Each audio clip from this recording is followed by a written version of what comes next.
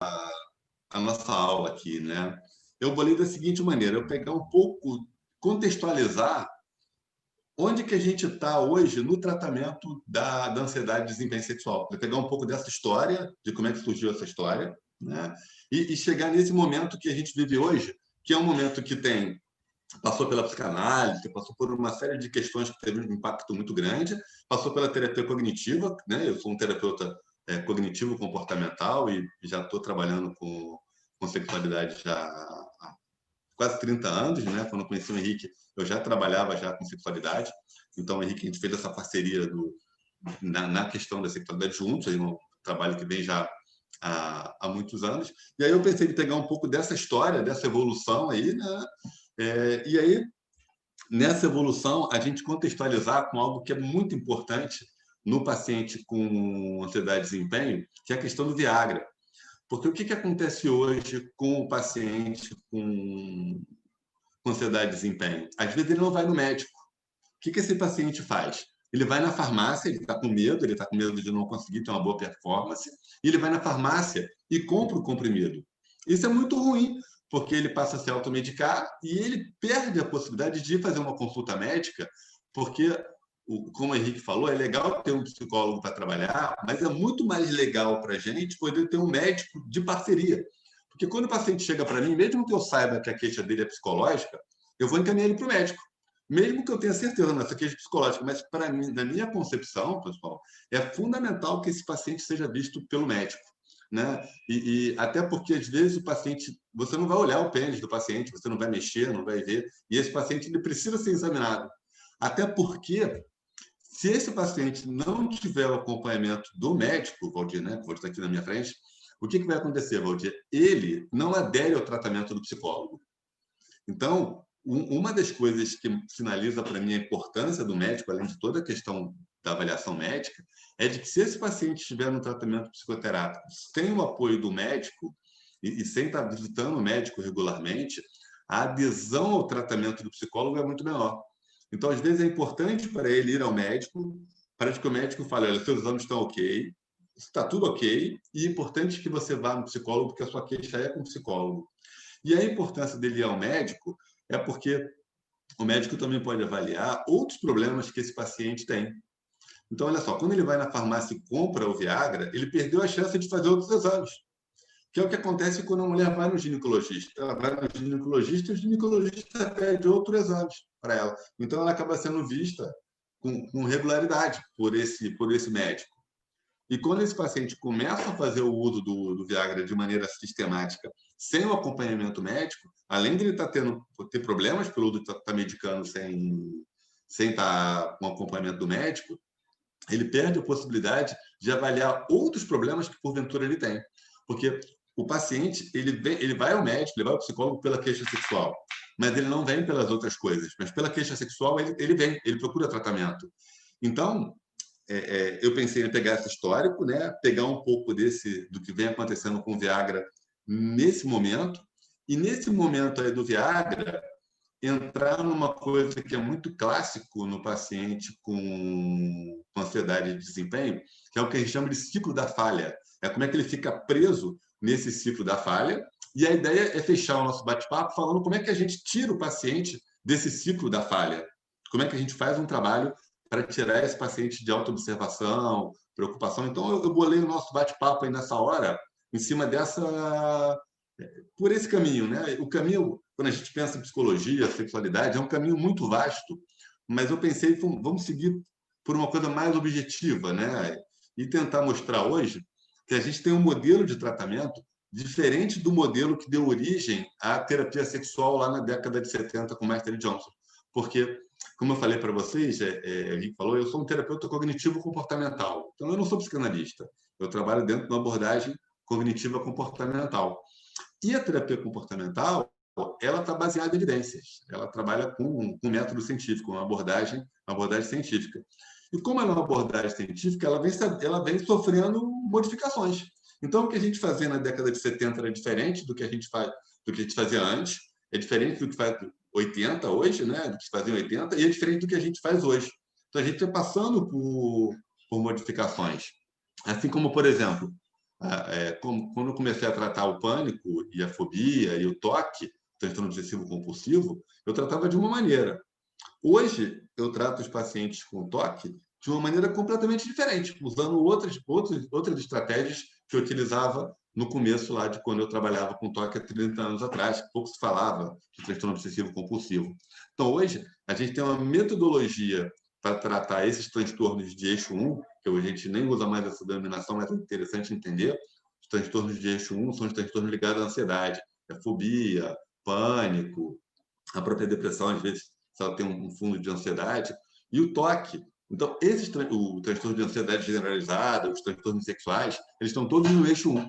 Então, esses transtornos de eixo 1, eles sofreram uma nova mudança de tratamento. Então, uma nova forma da gente enxergar o tratamento da ansiedade. E o que eu faço? Eu adequo esses programas de tratamento que a gente usa nesses outros transtornos para as questões da sexualidade. E é isso que eu vou tentar trocar hoje aqui para falar com vocês, entendeu? Então, como a gente falou, eu sou um terapeuta cognitivo comportamental. Atualmente eu faço parte lá da diretoria da ATC Rio, eu sou um dos fundadores da ATC Rio, que é a Associação dos Terapeutas Cognitivos do Rio de Janeiro, né?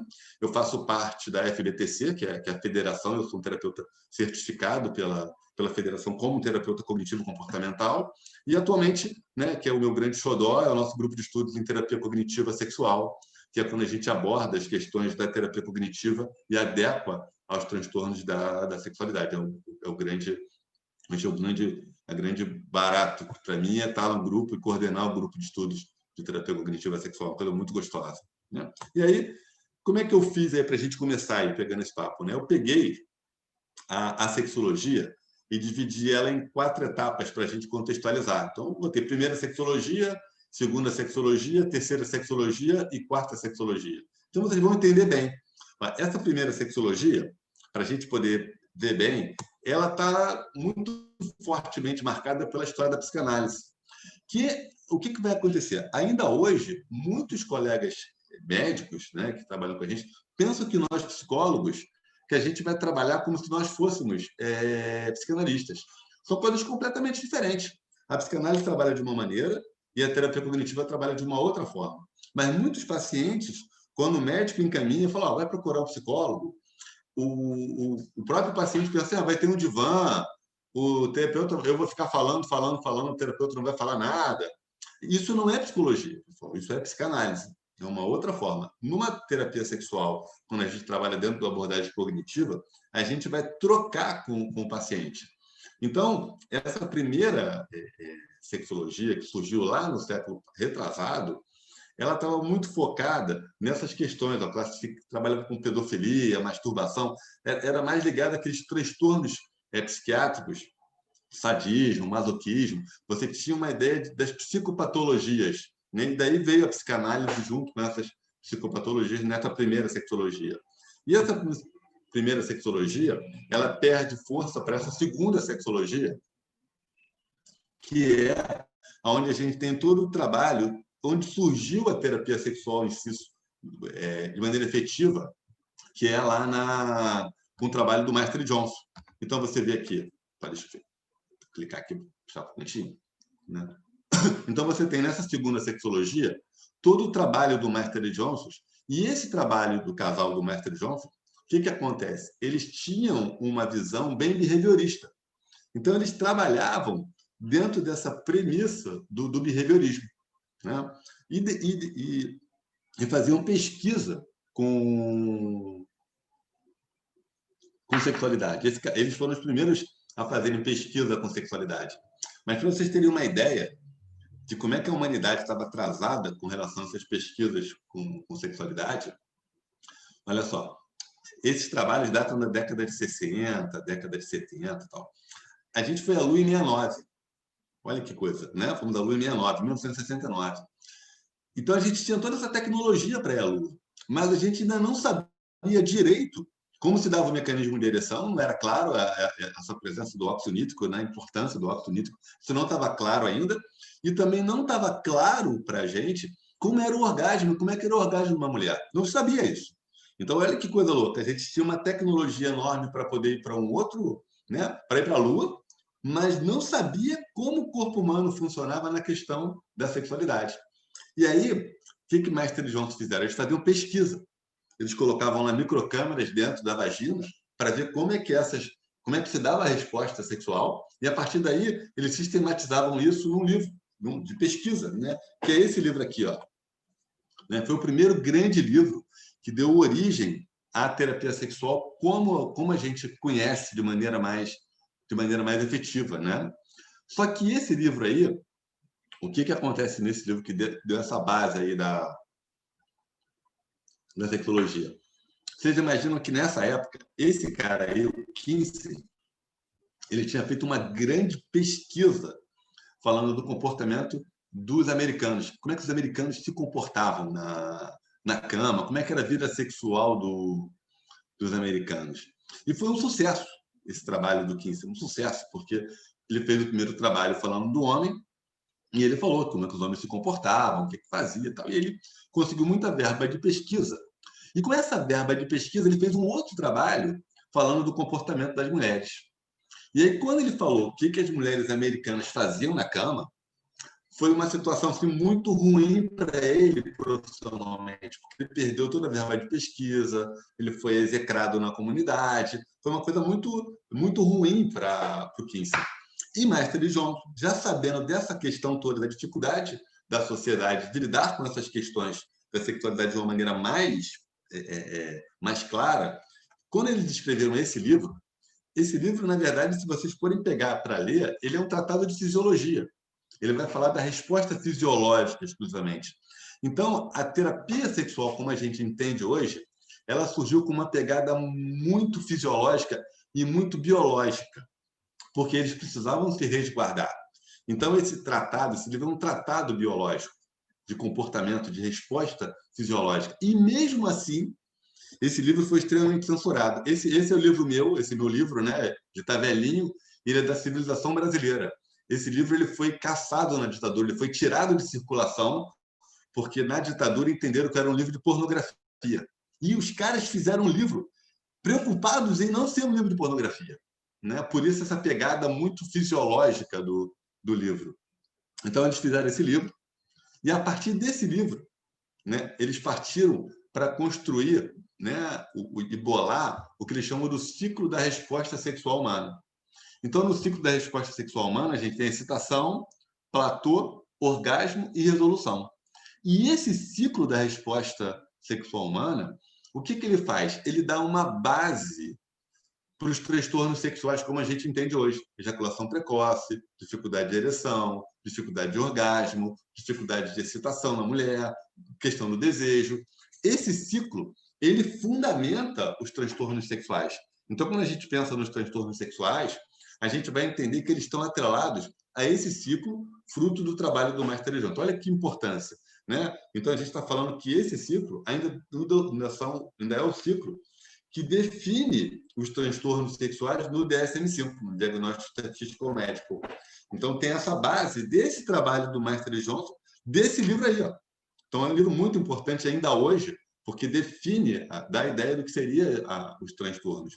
Mas só que esse livro não leva em consideração questões cognitivas, questões emocionais, ele leva em consideração questões fisiológicas. Né? E aí, depois desse livro, eles resolveram partir para um outro livro, que seria o seguinte: esse livro, que é um outro clássico da terapia sexual, é o livro onde eles propõem o tratamento do que eles estavam definindo como disfunção lá atrás.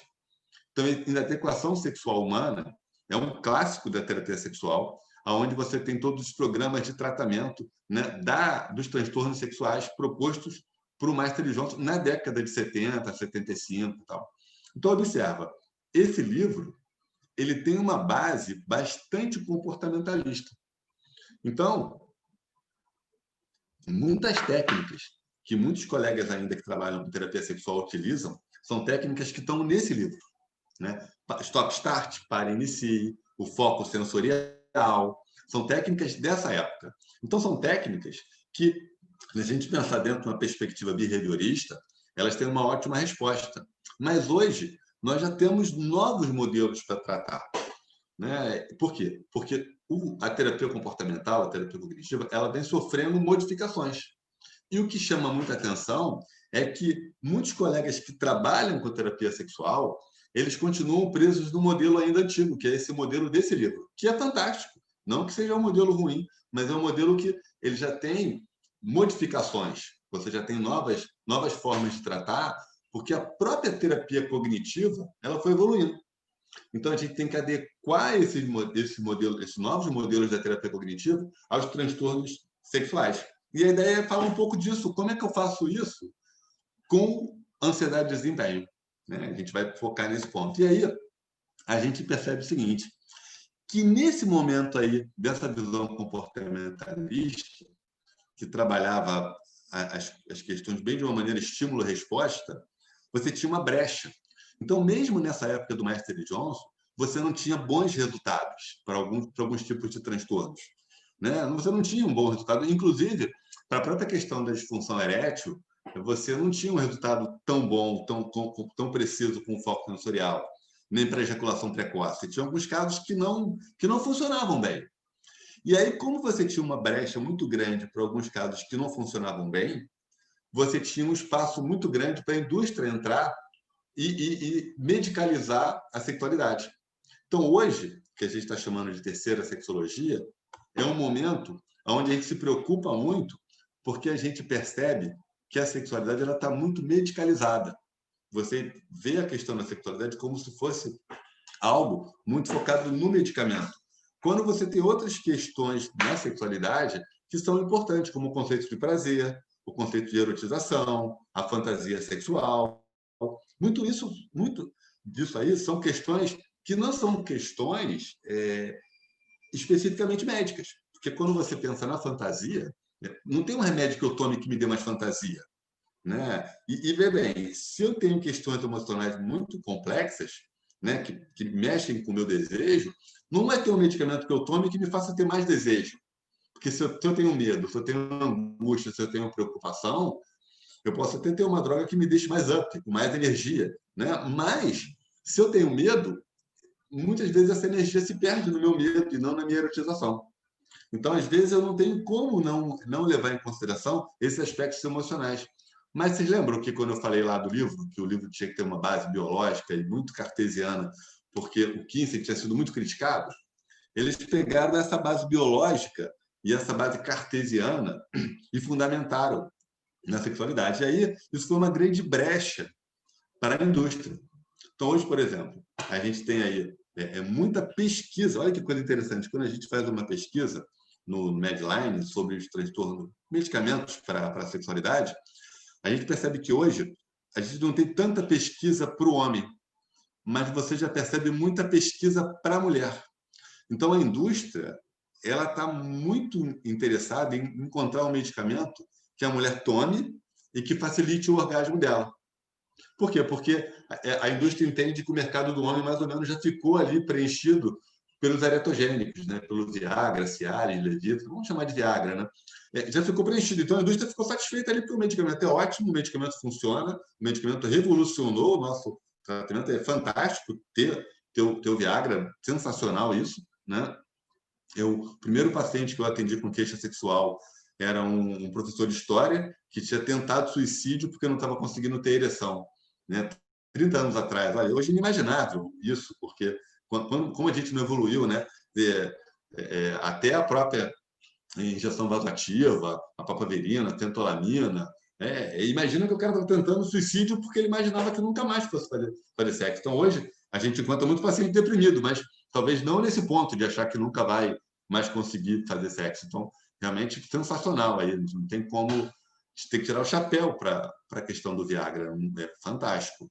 Mas o grande problema hoje é que os pacientes começam a fazer o uso desse remédio e não levam em consideração outras questões também que são importantes. E você sabe, né, o que acontece hoje? Hoje, o paciente ele vai procurar o psicólogo, ele chega para mim quando ele já tomou o remédio e o remédio não está funcionando. E aí esse paciente, ele me preocupa muito porque ele acaba sendo uma presa fácil para alguns profissionais que acabam não tendo uma conduta muito ética, percebe? Ele já tomou o Viagra não funcionou, Ele não funcionou muitas vezes pelas questões emocionais que estão atrapalhando, mas ele não está levando isso em consideração. E aí ele toma remédio e fala, pô, não estou funcionando nem com Viagra, pô, estou ferrado. E aí, esse tipo de pensamento faz com que ele submeta a vários tipos de tratamentos que são, às vezes, muito ruins para esse homem. E aí o que falta para ele? A orientação de um profissional que chega para ele, você tem que fazer assim, assim, assado. E às vezes não, quando ele começa a fazer o uso do Viagra por conta própria, ele corre esse risco do Viagra não funcionar e ele entrar numa situação muito ruim aí por uso desse medicamento. Então, essa terceira sexologia, ela está hoje numa busca muito louca de um medicamento para a mulher, que a mulher tome e que facilite o orgasmo dela. Mas a gente que trabalha com psicologia, a gente sabe que vai ser difícil um remédio que a mulher tome que faça ela ter 2, 3, 4 orgasmos, se ela não estiver erotizando, fantasiando bem com o corpo, bem com o marido, bem com o parceiro. Não vai ter um remédio que ela tome que faça ela ter orgasmos. A gente sabe que não vai ter isso. Se ela não estiver bem, se ela não estiver entregue. Então, essas questões emocionais que estão muito claramente na mulher, por isso que até agora não apareceu um Viagra feminino, né? Essas questões emocionais que ficam muito específicas na mulher, faz com que a indústria ainda não consiga um remédio para ela, também aparece no homem. Só que o homem ele está usando como referência a tumescência peniana. Então, ele usa como referência a tumescência peniana e ele fala, pô, estou com pênis ereto, tudo bem. Mas já tem chegado no consultório pacientes que fazem uso da medicação, têm ereção e não conseguem ter orgasmo. Então, observa, ele tem ereção, ele está tomando Viagra, está tomando Cialis, tem ereção, mas ele continua insatisfeito, porque agora ele não consegue ter orgasmo. E aí, ele também entra numa angústia muito grande, e essa angústia que leva ele a não ter o orgasmo faz com que ele também entre num ciclo dessa busca do orgasmo e acaba não conseguindo ter orgasmo. E aí é muito interessante porque já vem chegando dos colegas médicos esse perfil de paciente, o usuário do Viagra, que chegou lá procurando porque não tinha ereção, começou a tomar o remédio e agora ele volta lá no médico e fala, doutor, agora eu tenho ereção, mas não estou conseguindo ter orgasmo. Né? Então, aí ele voltou nesse mesmo problema emocional que estava atrapalhando ele a ter ereção, que ficou de uma forma ou de outra preenchido pela medicação, mas a questão do orgasmo, você não tem um remédio que faça o cara ter orgasmo, porque o orgasmo implica numa série de outras questões. Então, essa terceira sexologia, que é o que a gente está vivendo agora, é onde chama muita atenção como se medica na sexualidade.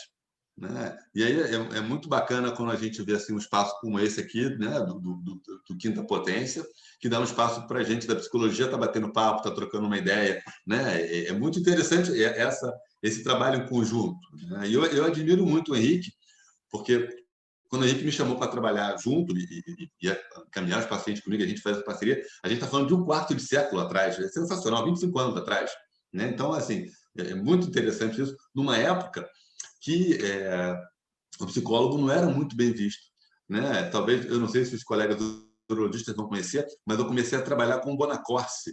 E o Bonacorsi, ele era andrologista do IED. Então, o Bonacorsi era o meu colega, eu trabalhava junto com o Bonacorsi caminhava os pacientes para mim, eu era novo, bem novo, né? E o Bonacorsi já era uma referência. E o Bonacorsi, de uma forma ou de outra, com a morte do meu professor do mestrado, do Araguari, o Bonacorsi me puxou para trabalhar com ele e eu comecei trabalhando com o Bonacorsi, que era uma grande referência aí. Eu não sei, Valdir, você chegou a conhecer o Bonacorsi, Valdir? Né? Não sei se algum colega urologista aqui chegou a conhecer o Bonacorsi, mas o Bonacorsi era uma referência, talvez um dos primeiros homens, terapeutas homens, a trabalhar com papaverina, prostaglandina. Ele foi um dos percussores aqui. Ele era andrologista e era endócrino, nem era urologista, porque no passado, o profissional que tratava o homem com disfunção erétil, com queixa sexual, não era o urologista, era o andrologista, né? Que era uma vertente da endocrinologia. Depois que a coisa foi tomando um outro rumo, que os urologistas começaram a entrar nesse espaço, né? Que era um espaço do antigo endócrino, que era o andrologista. E a urologia foi ocupando esse espaço. E eu peguei o finalzinho da andrologia, ainda, né? Dos andrologistas, e comecei a trabalhar mais diretamente com o pessoal da urologia nesses 30 anos aí, desse decorrer. Mas o fato é que a gente vive hoje uma medicalização dessa sexualidade. Né? E É claro que a gente vive essa medicalização por essa questão social, modelo social médico, enfim. A gente não vai questionar isso aqui agora, mas só estamos fazendo uma constatação. Então, esse modelo valoriza aspectos orgânicos em detrimento das questões emocionais e comportamental. E estendeu seus critérios de definição de disfunções do DSM-4, que passou a facilitar as investigações dentro de uma ótica médico-farmacológica. E aí, em 98, a gente tem o boom disso aí, que foi o lançamento do Viagra. Olha, pessoal, eu vou dar um dado interessante para vocês. Eu tenho pacientes que começaram a tomar o Viagra nessa época aí e até hoje nunca mais conseguiram se relacionar sexualmente sem tomar o Viagra.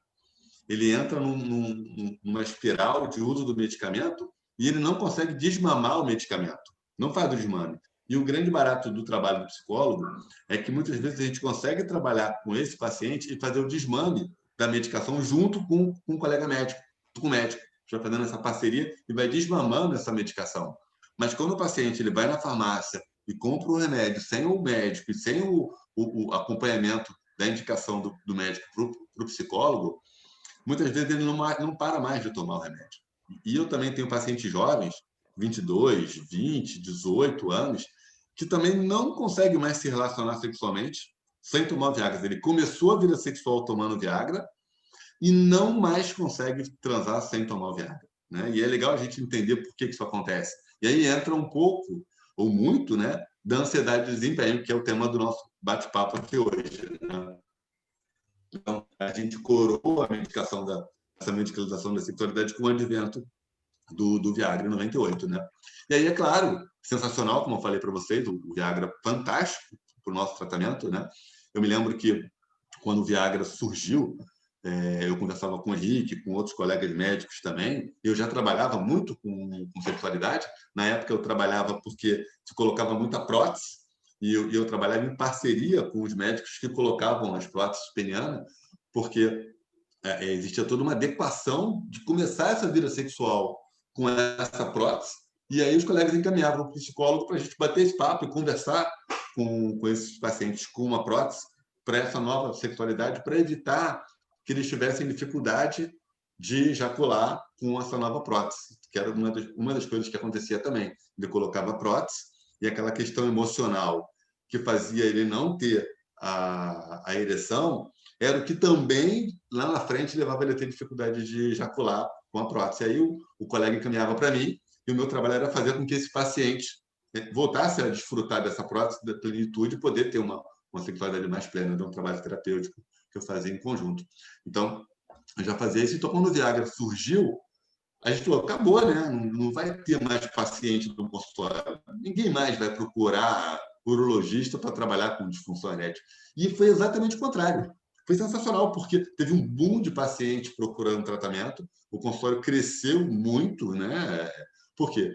Porque o homem começou a entender que tinha uma droga eficaz para o tratamento, e isso motivou ele a vir procurar o tratamento, entendeu? Eu acho que vai acontecer a mesma coisa quando a indústria encontrar um medicamento que interfira na sexualidade da mulher. Você vai ter um boom muito grande de mulheres procurando o ginecologista e procurando o psicólogo depois. É uma questão de tempo da indústria trabalhar isso. Então, a indústria fantástica realmente ajudou muito esses pacientes. Mas foi o que aconteceu. Hoje você tem um paciente jovem que ele está começando a vida sexual com muito medo de performance, medo de não conseguir ter uma boa ereção, medo de não conseguir ter o controle ejaculatório. Então, é como se você tivesse um jovem com 17 anos que nunca transou, mas ele já se acha ejaculador precoce.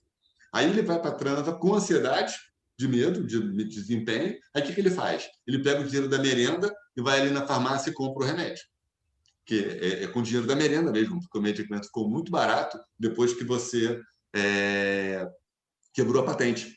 Né? Depois de 10 anos, o remédio ficou muito barato. Então, esse jovem ele vai na farmácia e compra o remédio, que eu acho que é um grande problema hoje, a venda do medicamento do Viagra sem receita.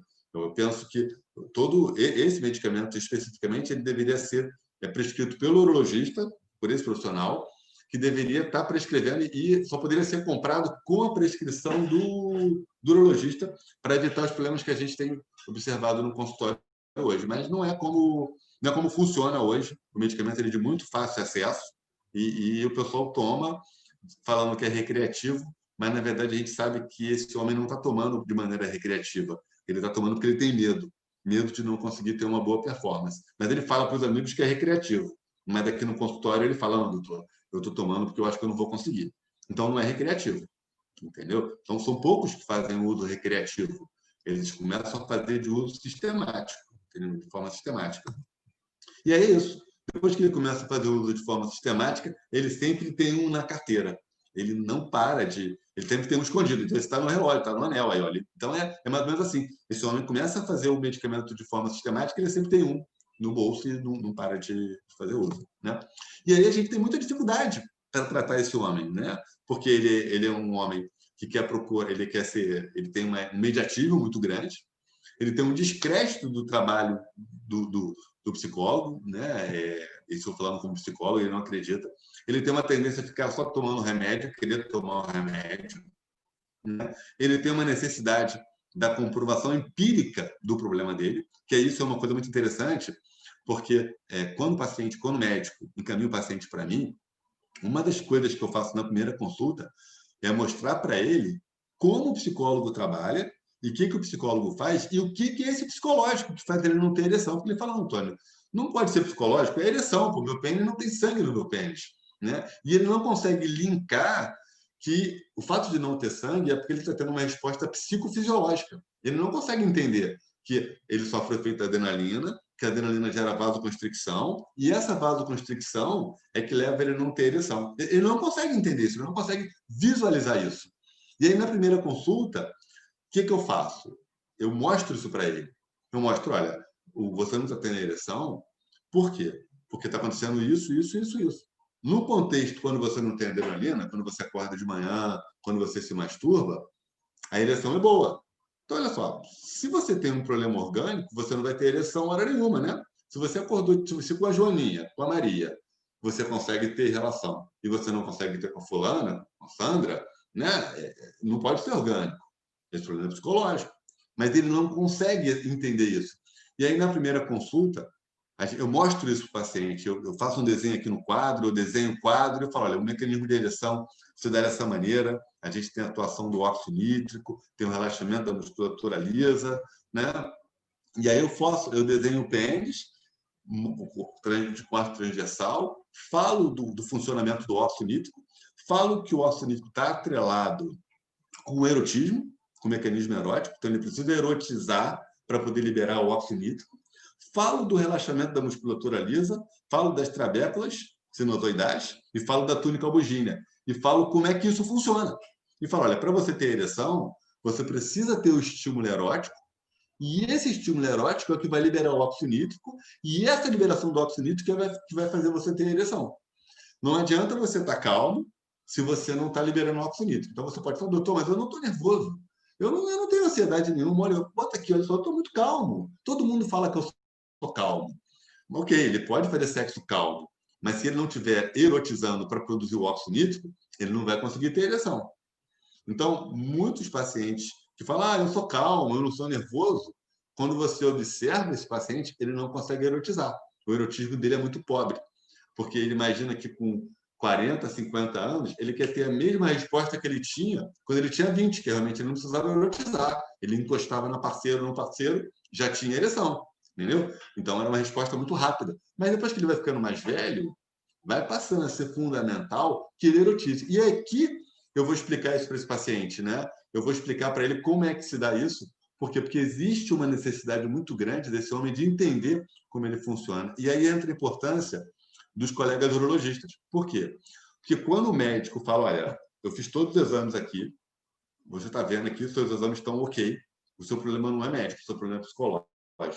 E aí, ressabiadamente, esse paciente chega para mim. Porque isso é uma sugestão que eu posso dar para os colegas médicos.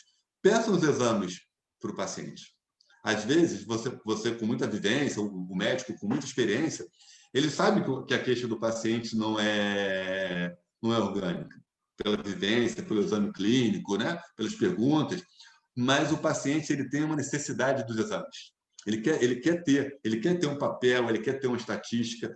Então, quando o médico não encaminha ou não pede os exames, o paciente chega ressabiado para mim. Então, às vezes, é interessante ele chegar com aquele montão de exame para poder falar, o doutor pediu todos os exames e falou que era psicológico. Aí ele aceita a terapia. Porque quando o médico não pede os exames ou não faz um teste, enfim, ele chega muito ressabiado. Aí me dá mais trabalho, porque eu tenho que mostrar para ele que o problema dele é psicológico. Quando ele faz todos os exames e chega com todos os exames, fica mais fácil para mim. Então, por quê? Porque esse paciente ele é difícil de entender que o problema dele pode ser psicológico. Ele é muito difícil de aceitar isso. Então, não é uma coisa muito fácil, porque, no geral, o homem tem uma necessidade muito grande dessa questão empírica do problema. E, às vezes, alguns reclamam que falam, mas o médico só pediu um exame. Poxa, eu queria que ele pedisse 20 exames para mim.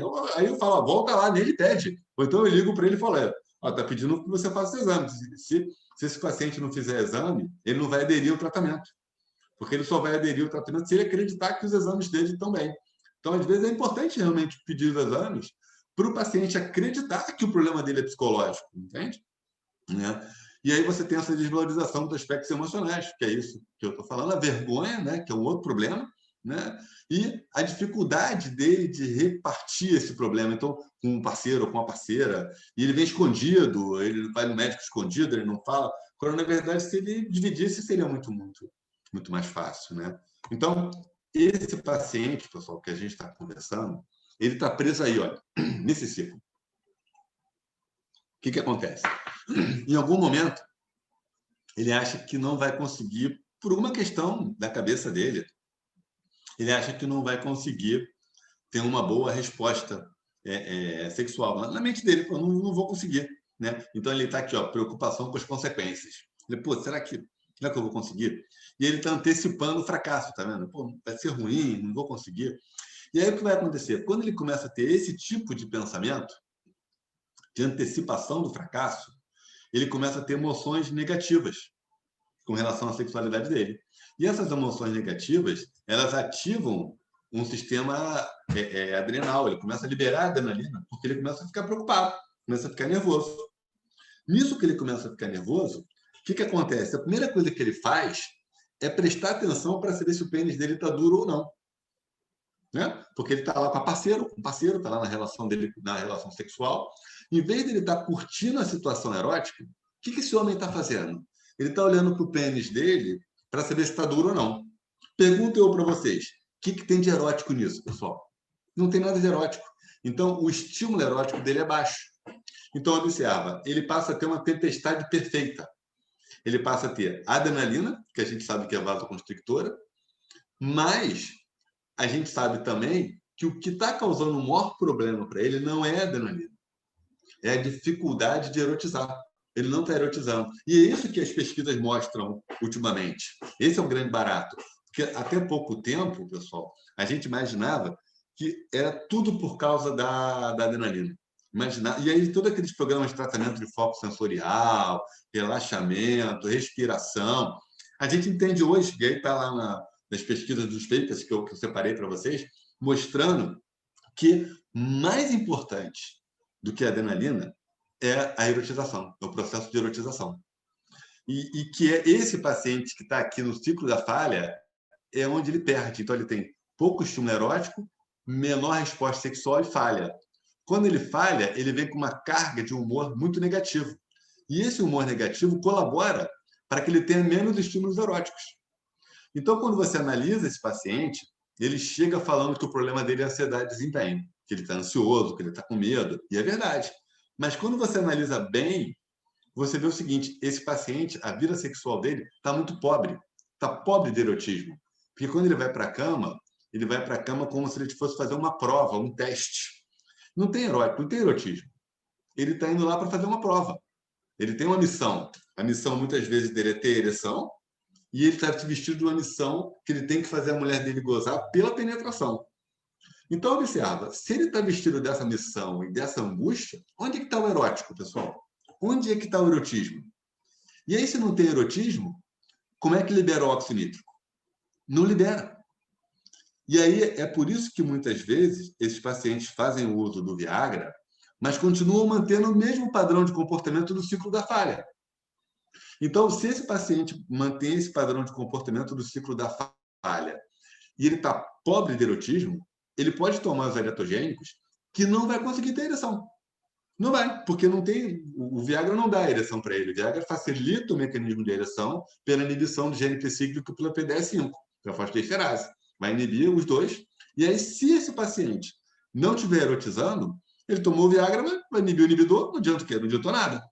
Então, muitas vezes, o que está fazendo esse homem falhar não é a ansiedade. Não é ansiedade, é dificuldade de erotização. E é isso que é o grande barato, que quando a gente descobriu isso, mudou todo o paradigma de tratamento. O paradigma mudou. Por quê? Porque hoje, o que acontece? A gente está focando muito mais em fazer com que esse homem erotize do que diminuir a ansiedade.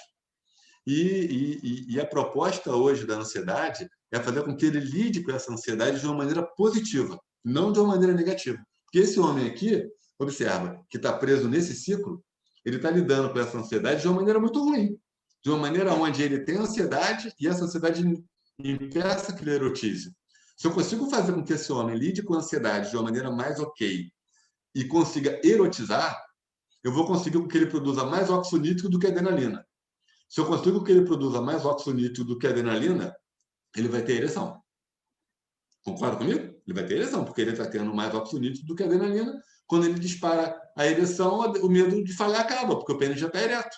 E aí ele tem... Então, o grande momento hoje da terapia é fazer com que esse paciente tenha mais óxido nítrico e menos adrenalina, entendeu? Ou aceitar essa adrenalina. E aí, essas são as pesquisas que eu estou falando. Olha só, em 70 você tinha um papel muito importante da ansiedade, e hoje a gente entende que o papel da ansiedade ele não é tão importante. Até porque, olha só, sabe como é que a gente pode ver isso de uma maneira muito tranquila, muito fácil de entender?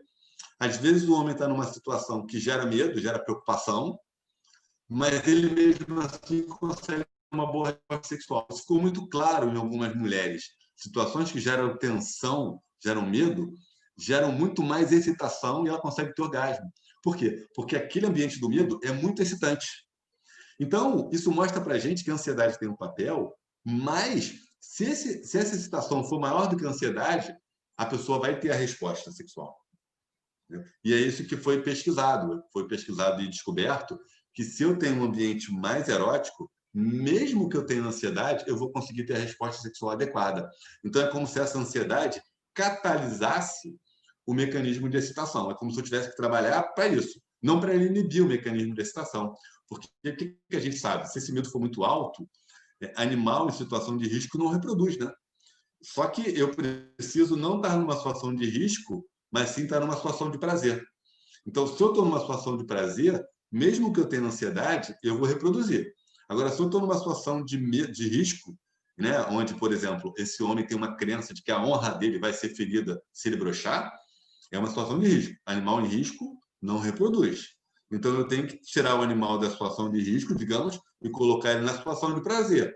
Porque eu sei que se ele está numa situação de prazer, mesmo que ele tenha ansiedade, ele vai conseguir ter ereção. O problema é como é que eu vou trabalhar esse prazer para esse homem, se na ideia dele, prazer é ter o membro ereto. Olha que paradoxo.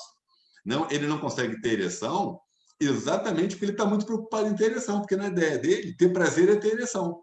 E aí ele começa a inverter o sistema. Ele quer ter ereção para ter prazer, quando a gente sabe que primeiro ele tem que ter prazer, para esse prazer ele vai ter ereção. Mas esses pacientes que estão presos naquele ciclo da falha, eles estão querendo ter ereção para ter prazer.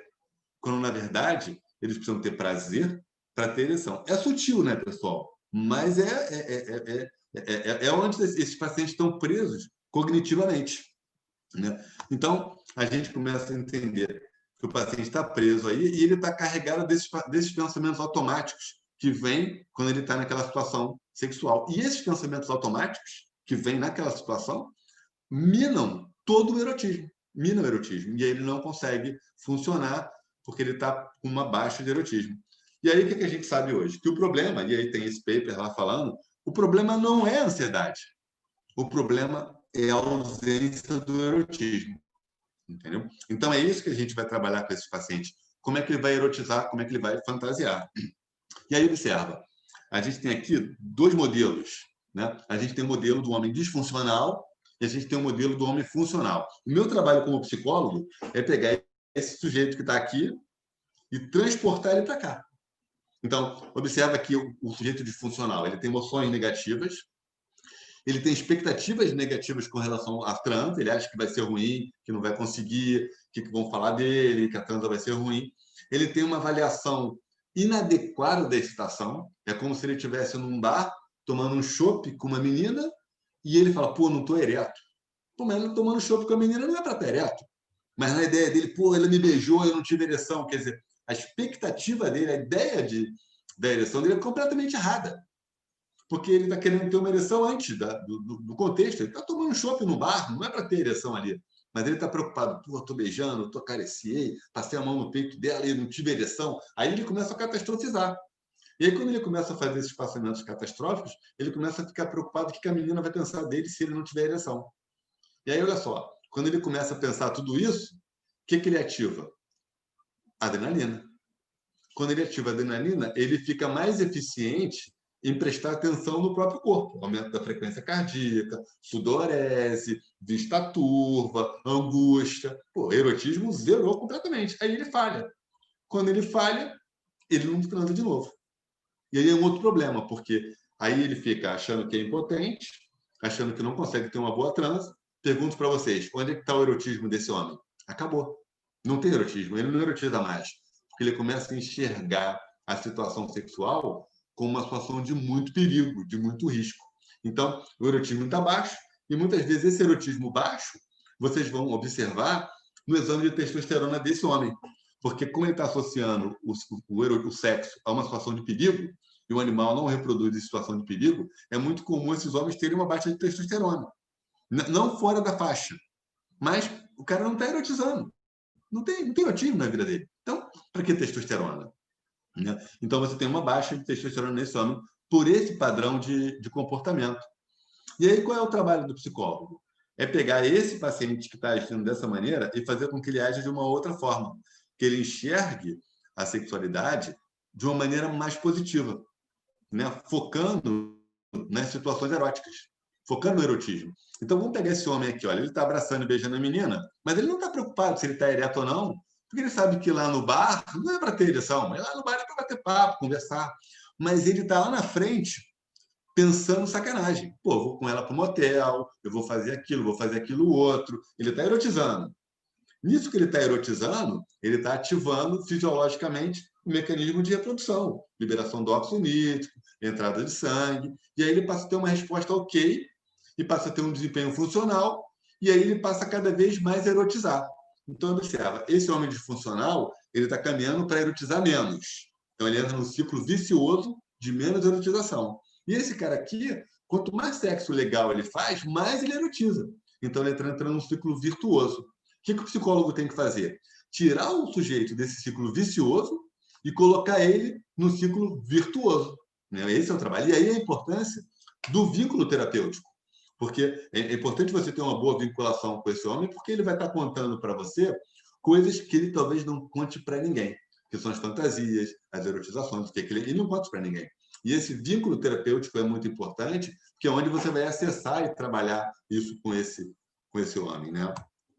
E aí foi que muito disso surge no meu livro aí, que é o livro da terapia cognitiva sexual. A gente fala muito disso no livro que eu escrevi, né? Tem muito falando da terapia cognitiva, é um livro bem... Eu gosto muito do livro, né? Sou suspeito, mas ele vai abordar bem essa questão aí do que eu falei ainda há pouco, né? E aí, seguindo, né? A gente tem essa quarta sexologia, que é essa quarta sexologia, é isso que eu estou falando agora. Como é que a gente vai trabalhar essas questões cognitivas, né? Do pensamento do cara. Porque a fisiologia a gente domina bem. Mas como é que esse cara pensa? O que ele está pensando, né? E aí, a gente tem agora na terapia, a gente chama de terceira onda, né? Uma outra forma de lidar com a ansiedade. E que forma é essa de lidar com a ansiedade? Antigamente, a gente tentava nesse momento da segunda onda, né, das terapias cognitivas, a gente tentava fazer com que o paciente não tivesse ansiedade, né? Hoje, com as novas pesquisas de neurociências e tal, a gente sabe que às vezes é impossível esse paciente não ter ansiedade. Ele vai ter ansiedade, ele vai ter essa resposta de ansiedade. Não tem como tirar isso dele. né? É como se essa resposta tivesse condicionada.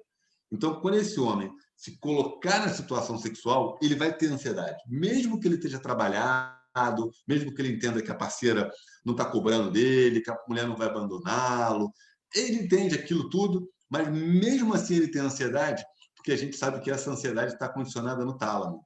É uma resposta automática de condicionamento. Então, não adianta fazer coisas para esse homem não ter ansiedade, porque a gente sabe que ele vai ter. E aí, esse modelo da terapia de aceitação e comprometimento, que a gente chama, né, ACT, o que ela vem fazendo hoje, que é uma terapia de terceira onda, que é o momento que a terapia cognitiva vem vivendo hoje? A gente vai trabalhar para que esse paciente aceite essa ansiedade. Olha que coisa interessante. Ele vai entender o que é ansiedade e ele vai aceitar a ansiedade. Mas a partir do momento que ele aceita a ansiedade, né, ele não vai tentar não tê-la. Ele vai aceitar essa ansiedade e vai passar a desenvolver comportamentos para aumentar o erotismo. Então, observa bem, se ele aceita a ansiedade, se ele entende, eu estou ansioso, mas peraí, deixa eu fazer aquilo outro, ele vai se comportar, ele vai aceitar a ansiedade e não vai se comportar como a ansiedade está mandando ele fazer. Porque quando esse homem tem ansiedade, ele entra numa angústia, numa autoobservação, num desespero, e quando ele aceita essa ansiedade, ele vai entender essa ansiedade não como uma inimiga dele. E é isso que a gente vem trabalhando, por exemplo, com os pacientes com pânico, síndrome do pânico. Então, a gente não trabalha que o paciente não tenha ansiedade. A gente trabalha para que esse paciente aceite essa ansiedade. Então, ele tem um ataque de pânico, ele sentiu que está tendo um ataque de pânico, ele sabe que ele vai ter taquicardia, ele sabe que ele vai ter sudorese, ele sabe que ele vai ter vista turva, ele sabe que ele pode desrealizar, e ele sabe que aquilo ali nada mais é do que adrenalina. Então, o trabalho da terapia é ensinar esse paciente a aceitar esse comportamento, aceitar essa ansiedade, não de uma maneira tão negativa como se fala, mas essa é a ansiedade, ela vai estar aí presente, e ela não é tua inimiga. E vamos trabalhar mudanças de comportamento para que essa ansiedade diminua, porque ela não tem um reforço. Porque o que vai acontecer? Se eu me comporto de uma determinada maneira, eu retroalimento a minha ansiedade. Se eu me comporto de uma outra maneira, essa minha ansiedade ela vai extinguindo. Ela vai subir, mas ela vai extinguir, porque eu não estou retroalimentando esse sistema de ansiedade. E é isso que a gente trabalha hoje, né? Os pensamentos de segunda onda tentavam diminuir e a gente não. A gente tenta fazer com que esse paciente aceite essa ansiedade e erotize, né? Esse é o grande ponto. E aí, o que é essa aceitação? Aceitar essa emoção implica acreditar que essa seja uma experiência seja positiva, né? Ele reconhecer essa ansiedade como algo não tão ruim, né?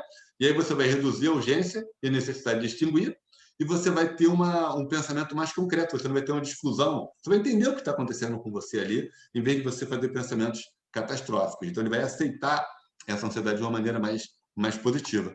E aí, o que acontece? Olha só, se esse paciente passa a ter consciência desse medo, dessa angústia, dessa ansiedade, ele vai ter menos necessidade de fuga.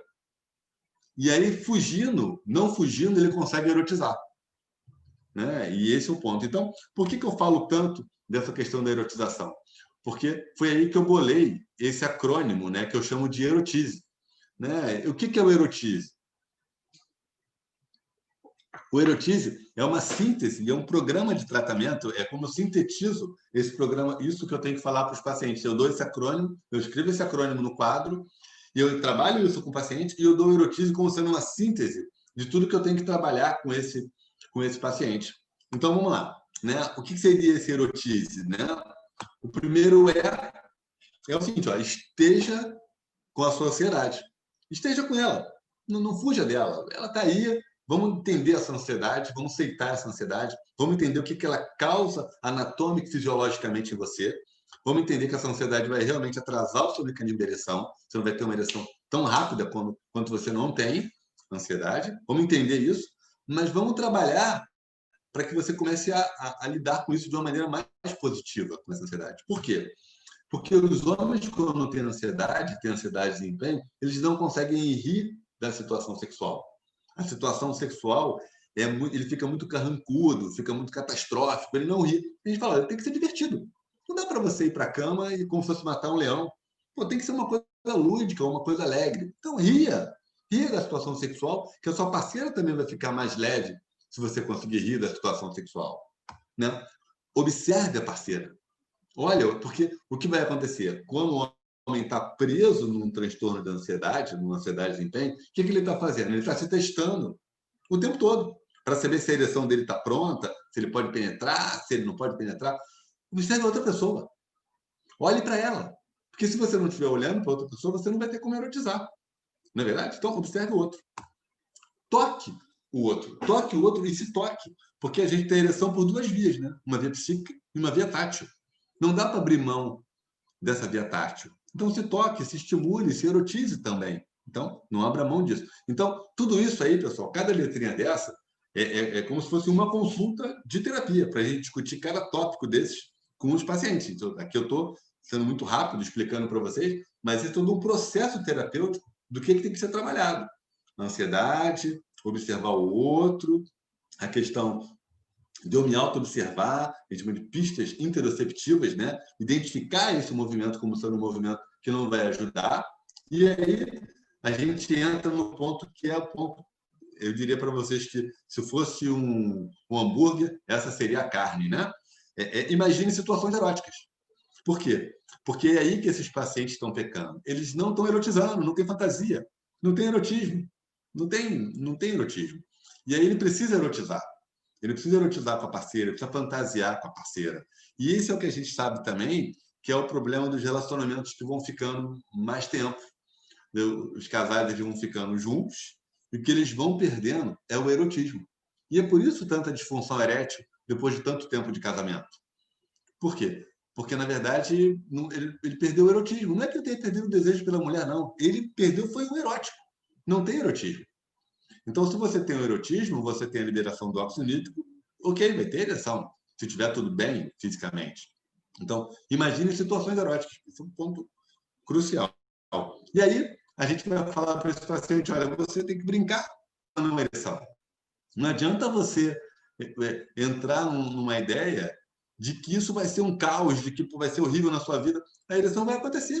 Porque se você não tem ansiedade, e se você está erotizando, e se você veio do médico, e o médico falou para você que você fisiologicamente está ok, se você não está adrenérgico, não tem adrenalina, e você está erotizando, você vai ter ereção. Talvez não no tempo que você gostaria, ou não no tempo que você ficou condicionado por estar tomando Viagra. Porque é claro que se você tomar o Viagra, você vai ter uma resposta erétil muito mais rápida do que teria um homem para a idade dele. Porque se o cara tem 50 anos, se ele tomar o Viagra, ele vai responder mais rápido. Não é verdade? Só que o que acontece com esses pacientes? Eles fecham na mente de que a ereção que ele tem tomando Viagra é a ereção que ele tem que ter. Então, o cara tem 50 anos, tomou Viagra, teve uma ereção igual como tinha com 30 anos. Pô, mas ele tem 50. Ele vai ter uma ereção igual do cara de 20? Pode ter. Claro que pode. Mas o que ele precisa? Erotizar. Ele precisa de muito erotismo. Então, conforme eu vou ficando mais velho, para eu ter a mesma ereção que eu tinha antes, eu preciso de mais erotismo. Quanto mais erótico, melhor a minha ereção. Né? E é exatamente aí que peca grande parte desses homens que estão presos naquele ciclo da ansiedade de desempenho. A erotização dele é pobre. Inclusive, eu queria deixar uma sugestão aqui para os urologistas que pesquisem isso na anamnese de vocês. Como está o erotismo desse paciente, se ele consegue erotizar, se ele consegue conversar de sexo com a mulher, se ele tem fantasia, se ele tem fetiche, se ele coloca isso em prática com a parceira. Isso é uma boa pergunta para vocês colocarem na anamnese de vocês. Porque esse erotismo, ele é o ponto-chave, porque vocês podem fazer todos os procedimentos médicos com esse paciente, até trabalhar a ansiedade dele. Mas se não tiver erotismo, não vai conseguir ter ereção, não vai conseguir ter uma vida sexual legal. Então, esse erotismo é o grande barato, entendeu? E aí, os homens do medo da falha, e a gente fala para ele, espere melhor, viva de maneira mais positiva. E aí a gente consegue ter um resultado bem legal no tratamento e o paciente leva isso com ele, o erotismo, né? O erotize, para ele lembrar que ele precisa erotizar. Né? Então, esse modelinho é um modelinho que eu venho desenvolvendo, baseado já numa premissa de terceira onda, aonde a gente tenta fazer com que o paciente aceite a ansiedade, lide com essa ansiedade de uma maneira mais positiva e aí não entre nessa luta com a ansiedade. Né? E é isso aí, pessoal. O que a gente quer é uma pessoa assim, ó, 100% Viagra free. Né? O objetivo é esse, né? Mas A gente trabalha para isso aí. Eu queria agradecer muito a chance. Eu falei 1 hora direto, a metralhadora, né? Mas espero que eu tenha sido claro aí na fala com vocês. Eu queria deixar para vocês, esses são todos os papers que fundamentam o que eu falei. Né? Tá tudo aí, vou deixar para vocês. Olha, vou mandar para vocês depois, quem quiser. Esses são todos os papers do que eu falei. Então, está tudo dentro dessa fundamentação aí, com várias pesquisas, com várias publicações bem legais para a gente ler, para conversar, bem legal mesmo esses papers, né? Então, é isso aí, pessoal. Deixa eu parar de compartilhar aqui, né? Antônio, obrigado pela sua apresentação maravilhosa, foi show de bola, como sempre. A gente trabalha junto há quase 30 anos e eu sei que você é realmente espetacular em todos os aspectos que você aborda. Eu vou pedir o seguinte, o doutor Valdir, está me ouvindo, Valdir? Você está com o microfone ligado. Você quer fazer alguma pergunta? Quero sim. O Antônio... Prazer, Valdir, ter tua atenção, Valdir. Prazer para mim. Parabéns pela apresentação. É uma abordagem totalmente diferente que você faz, realmente. Eu frequentei a Carmita 2 anos em São Paulo, na USP, e em nenhum momento a gente falou em erotização de liberação de óxido nítrico. Então, eu fiquei assim, preso, e até grato, né, por essa aula. Queria até falar para o Henrique se está gravada essa aula, porque é interessante. Tá? O meu som, teve um momento que ele perdeu. Opa. Oi. Diga. O meu som perdeu. Está ouvindo? Estou te ouvindo, estou te ouvindo bem. O som perdeu e eu não pude acompanhar no início da erotização. Mas eu quero parabenizá-lo pela apresentação. Eu só queria dizer, quando você tem um paciente com disfunção erétil, com uma dificuldade na formação de identidade sexual, ele está mais preso, preso mais assim, a negação da mulher, da mãe, entendeu? Que ele não consegue ter erotização. Ele não consegue ter erotização. Esse trabalho também funciona? Funciona, porque, entenda só, Valdir, esse paciente ele vai ter que erotizar de alguma maneira. Ele vai ter que ter um mecanismo erótico. Talvez não seja um mecanismo erótico de um paciente que tenha uma orientação sexual. Ele vai ter alguma orientação sexual, ele vai ter. A gente vai ter que trabalhar essa fantasia com ele. Ele vai ter algum tipo de orientação sexual. E essa orientação vai ter as fantasias. Então, eu vou ter que trabalhar independente da orientação do gênero, da questão do gênero. Vai ter que ser trabalhado. Por quê? Porque esse paciente vai ter fantasia também, de qualquer maneira. E eu vou ter que trabalhar essa fantasia com esse paciente. Independente dele ser trans, dele ser homossexual, dele ser hétero, eu vou ter que trabalhar essa fantasia com esse paciente. Ótimo. Camilo, está na escuta, Camilo? Quer fazer uma pergunta? Sim. Eu quero só parabenizar o doutor Antônio, acho que a palestra... Ô, Camilo, prazer você aí. Parabéns, tá? Eu sou urologista, doutor Antônio. Tenho cada vez mais trabalhado essa parte psicológica, gastado mais tempo com o paciente, e a sua palestra vai me fazer gastar mais tempo ainda com isso. Acho que foi excelente, abrir essa cabeça, essa parte da erotização. Muito bom mesmo, parabéns. Bom, muito obrigado, Camilo. Muito fico feliz aí com o teu feedback. Muito obrigado. Obrigado. O Henrique. Francisco, eu já Pode fazer uma pergunta? Eu vi para você. Esteja à vontade. Prazer, Francisco, ter a tua audiência, Francisco. Prazer para mim. Tudo bem? Oi, legal. Escuta, deixa eu te perguntar, eu acabei chegando um pouco atrasado, perdi o comecinho, mas eu não sei se você abordou a respeito disso. Eu queria entender o que acontece, por exemplo, para o cara que é o ejaculador precoce. Então, ele está estupidamente estimulado, e como é que a gente quebraria isso? Como é que você aborda esse paciente? Eu vou falar para você, mas isso dá uma outra aula, né? Sim. Isso dá um outro papo. Mas eu vou explicar para você rapidinho. Olha só. Eu costumo, na ejaculação precoce, falar o seguinte. Você imagina o seguinte. Imagina que eu tenho um rio. Imagina um rio. E eu tenho uma corredeira. Eu tenho um rio, tenho uma corredeira e eu tenho uma cachoeira, tá ok? E eu entendo para você, olha, Francisco, o legal é nadar no rio. Porque se eu cair na corredeira, eu vou mergulhar na cachoeira. O que vai acontecer é que muitos desses pacientes não conseguem lidar com a emoção da excitação. Então, esse paciente da ejaculação precoce, o que ele tem? Ele tem uma excitação muito alta, só que ele não tem o manejo da excitação. Ele não maneja a excitação. Então, vamos pegar um exemplo. Digamos que esse paciente ele tem uma fantasia de transar com a mulher dele de 4. O desejo dele é transar com a parceira de 4. Aí, ele trabalha, vamos supor que ele trabalha embarcado na Petrobras. Está lá, ficou 15 dias lá embarcado. E aí a parceira também gosta muito dele. E a parceira, quando ele chega, quer transar com ele, e que posição ela faz? Ela fica de 4. Só que esse sujeito, ele já está muito excitado. Ele já tem uma excitação muito boa. Que muitas vezes o que caracteriza o paciente com ejaculação precoce é que ele tem um processo de excitação muito bom. Só que ele não tem o manejo dessa excitação. Então, o que acontece? Se ele penetrar nessa mulher de 4, ele vai gozar e ela nem começou. Então, o que vai acontecer? Esse paciente ele tem uma dificuldade de negociar situações que excitam mais ou situações que excitam menos. Então, por exemplo, se eu estou muito excitado, existem algumas coisas que eu não vou poder fazer com a minha parceira, senão eu vou gozar. Porque o esperado fisiologicamente, se a gente pensar dentro da perspectiva fisiológica, né, a gente vai entender que a ejaculação precoce não é doença. Fisiologicamente, a gente foi feito para fecundar a fêmea.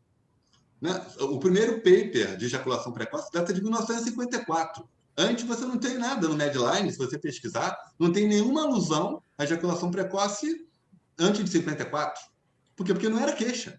O cara que gozava rápido era o bom amante. Quer dizer, quando a gente tem toda essa questão social, cultural, política, passou a ser importante que a gente tenha o controle. Então, aí você tem a disfunção sexual, ejaculação precoce. Mas por quê? Porque esse cara não tem o manejo da excitação. O que é muito triste hoje, Francisco, é você ter um garoto de 17 anos, com nível de excitação enorme, deixando de namorar porque acha que tem ejaculação precoce. Quer dizer, alguém precisa falar para ele que com 17 anos a gente goza rápido mesmo, né? Só que aí você vai aprender no manejo. Goza rápido, né? Só que aí você vai conseguir ter uma segunda ereção, né? Você vai ter o manejo. E esse homem com 17 anos, esse garoto com 17, o que acontece? Como ele tem medo, ele não maneja a excitação. Ele não maneja o treino, ele não consegue controlar a situação e não consegue manejar esse processo de excitação. Né? Então, por exemplo, muitos desses pacientes com ejaculação precoce, quando você vê, a relação que ele tem com a parceira é uma relação de total submissão. Ele serve a ela. E aí ele não tem o controle da excitação. Porque se a gente pegar dentro do evolucionismo, e tem várias fundamentações dentro do evolucionismo, eu não trouxe porque não era nossa aula, mas eu tenho vários papers dentro da perspectiva evolucionista, e as feministas, eu sei que tem muita mulher, mas eles vão pular no meu pescoço. Mas quando a gente pensa numa questão da transa, quem faz o controle da montada é o macho. Nenhuma espécie que controla a montada é a fêmea. Quando você tem um parceiro, um homem, que ele não tem o controle da transa, fica muito difícil ele controlar a situação. Porque o cara tem uma excitação alta, mas ele não tem o manejo. Se ele não tem o manejo, ele vai gozar rápido. Se ele tem o manejo... Agora, é claro que eu não estou falando aqui, pessoal, do ejaculador precoce que ejacula no ônibus, né? É claro que eu não estou falando desse. Eu estou falando daquele cara que gozou rápido hoje, não goza amanhã. É claro que tem ejaculadores precoces que realmente precisam medicar, precisam tratar, porque o cara goza... Né? Eu me lembro que uma vez eu atendi um padre que ele ejaculava na batina, durante a missa. Entendeu? Assim, então, assim, não estamos falando desse tipo de ejaculação precoce. A gente está falando de uma situação do homem que não tem o manejo dessa excitação, entendeu? Não sei se eu te respondi aí, Francisco. Não, essa coisa, é lógico, eu sei que é extremamente complexa, não é fácil lidar, mas eu costumo perceber que muitos desses pacientes ejaculadores precoces, eles são extremamente ansiosos. Eu pergunto, muitos deles respondem, vocês fazem as coisas, você faz a coisa muito rápida no seu dia a dia, no seu trabalho, não estou falando, não, eu logo executo e resolvo. A maioria deles, acho que uns 80% respondem isso. Então, é lógico que eu procuro sempre ter essa orientação, olha, precisa ter uma pessoa que vai tentar fazer esse diagnóstico e te resolver o problema, isso eu acho que é fundamental, mas eu queria te perguntar uma outra coisa que eu também oriento, pensando na logística do que é que eu acho que está acontecendo. Esses pacientes são beneficiados se eles, por exemplo, se aprender, por exemplo, a fazer uma yoga, um tai chi chuan. Eu falo isso para os pacientes, não sei se isso teria um impacto muito positivo. Você vê isso como uma coisa legal? Sempre tem um impacto positivo, mas às vezes o que vai acontecer, Francisco, é que às vezes o paciente vai fazer yoga, mas ele não tem educação sexual. Ele não sabe como é que dá o mecanismo de ereção, não sabe o tal clitóris. Não adianta ele fazer yoga. Não que yoga não seja bom. Precisa ter uma conjuntura conjuntura de... Uma conjuntura, ele precisa fazer. Mas mais do que fazer yoga, ele precisa conseguir entrar em contato com as sensações eróticas dele. Então, na yoga, ele não vai aprender isso, ele vai aprender outras coisas. Mas ele precisa saber o que excita ele, o que não excita. Porque, por exemplo, se eu sei o que me excita mais, eu não vou começar a relação sexual com a minha parceira por ali, né? Agora, se eu nem sei enquanto vou fazer um negócio ali para me dar uma tesão, eu já gozei. Então, esse paciente... É por isso que eu não medico esses pacientes. Eu não gosto de medicar, né? Da antidepressivo. Eu falo, olha, a primeira coisa que você tem que fazer é descobrir a causa. Se eu te der um remédio, talvez até tenha necessidade de usar um remédio, mas nem sou eu a pessoa mais experiente para lidar, né? Eu acho que muito interessante essa avaliação do psicólogo. Eu tenho uma visão importante disso aí. Sabe o que acontece, Francisco? Às vezes, quando o médico dá o remédio, o paciente começa a fazer sexo. E o que esses caras precisam é fazer sexo. Se você pega o ejaculador precoce e pergunta para ele como é que está a vida sexual dele, a vida sexual dele é pobre. E a última coisa que esse cara precisava fazer era transar pouco, ele precisava transar mais. E normalmente o ejaculador precoce ele tem a vida sexual pobre porque ele tem uma relação ruim com a parceira, ele não consegue erotizar com a parceira de uma outra forma, e ele tem uma vida sexual muito genitalizada. E aí o que acontece? Ele quer fazer a parceira dele atingir o orgasmo pela penetração. E aí ele não abre o espectro da erotização. Como ele não abre o espectro da erotização, ele não aprende o manejo da excitação. Porque o que acontece? Se ele abre o espectro, ele vai conseguir lidar com essa excitação de uma maneira mais progressiva, percebe? E aí ele vai manejando essa excitação. Agora, se o cara não faz sexo, se o cara não se relaciona, ele nem conhece o que excita mais a ele. Aí o que acontece? Ele pensa assim, pô, eu tenho que penetrar na minha parceira, eu tenho que ficar lá 15 minutos e ela tem que gozar com a minha penetração. Pô, mas imagina, o cara já tem uma excitação enorme, está um mês sem fazer sexo, ele quer penetrar na parceira e não quer gozar. Ele vai indo contra a fisiologia, né? Porque a resposta fisiológica legal, essa coisa é muito legal. Muito então, legal. Eu costumo falar para eles o seguinte: fala, meu amigo, quando você chegou à Terra, você não falava, você não andava, tem que aprender essas coisas. Agora você tem que aprender a fazer sexo. É isso. Exatamente. Que eu falo. Então, só que esses pacientes, o que eles fazem? Eles vão evitando a situação sexual. E aí eles vão perdendo o manejo. E o que precisava é manejar isso. E aí entra a importância de você trazer a parceira para conversar com a parceira. E existe uma outra coisa importante também, Francisco, aí, é tirar a ideia da doença, sabe? Esse paciente, ele se sente muito doente. E aí, isso atrapalha muito a relação dele com a mulher, porque a mulher olha para esse homem como um cara doente. E aí, vê bem, ele tem uma excitação alta. A mulher dele olhando para ele como doente, a excitação dela fica baixa, porque como é que ela vai se excitar se ela olha para o parceiro dele e fala, esse meu parceiro é um doente? Quer dizer, então, isso por si só já mina a erotização dela. Quer dizer, então a erotização dela está minada. O cara gozando rápido, isso, né? Então, essa ideia da doença, de você tirar a ideia da doença e falar para ele, você se excita rápido, por incrível que pareça, isso é uma virtude evolutiva. É um problema porque a sua parceira não está se excitando. Mas eu não posso falar que você tem uma doença. Você está com um problema sério, seu casamento pode acabar porque você não está conseguindo ficar bem com a tua parceira. Agora, essa ideia da doença, ela é uma ideia que precisa ser discutida numa boa, assim, para o paciente não se sentir doente. Porque se ele for com a ideia da doença, isso vai minando a relação dele com a parceira. Porque é muito ruim para uma mulher se relacionar com um homem que se sente doente, percebe? Eu costumo brincar. Poxa, né? Legal. Eu costumo brincar com esses pacientes. Deixa eu só. Só um minutinho, minha bateria está acabando. Ô, André, boa noite, André Marques. Quer fazer uma pergunta, André? Só um minutinho que está. Liga o microfone. Oi, boa noite. Boa noite. Opa. Não, eu não tenho intenção de fazer nenhuma pergunta, não. Se você está me trazendo a palavra, eu só faço algumas observações aqui, se for o caso, do que as impressões, né? Eu queria agradecer É muito bom ouvir todo o histórico, né? Essa contextualização de como é que foi a terapia sexual ao longo do tempo. Eu trabalho também com a parte comportamental, mas eu sou psicanalista também. Então, eu tento fazer uma tentativa lá e cá, né? E é muito legal eu ver essa evolução, como é que está chegando, porque eu acho que, finalmente, as diferenças estão começando a se desfazer, né? Quer dizer, a psicanálise não é mais aquela citada lá de trás, é outra. Mas é muito interessante. Gostei demais do jeito que você falou e enalteceu aí a questão do erotismo, que a gente está discutindo o sexo para todo lado e não estamos falando em erotismo, né? adicionou lá o quarto período da resolução, justamente porque é justamente o erotismo que vai trazer essa sensação de plenitude e tudo mais depois da relação sexual. E aí chama a atenção no erotismo a questão do desejo. Se a gente está no comportamental, onde a gente parte dos pensamentos automáticos, passa pelas crenças intermediárias, que eu creio que é onde vocês estão intervindo, né? E a gente também faz esse tipo de intervenção. A gente, às vezes, tem, porque eu recebo no consultório muitas vezes, a gente sabe que tem toda uma heterogeneidade de pacientes, né? Não é um negócio. E às vezes a gente pega eles em algumas fases que já estão mais avançadas, que estão na fase de abordar realmente as crenças centrais, e aí realmente a gente vai ter que tornar a coisa mais complexa e entender onde é que tem o fundo disso tudo, que aí é individual de cada um. E é justamente onde vem a questão do erotismo. Por isso que eu estou adorando o que você falou aí, porque realmente a gente vai entrar na questão do desejo sexual e erotismo aí no meio.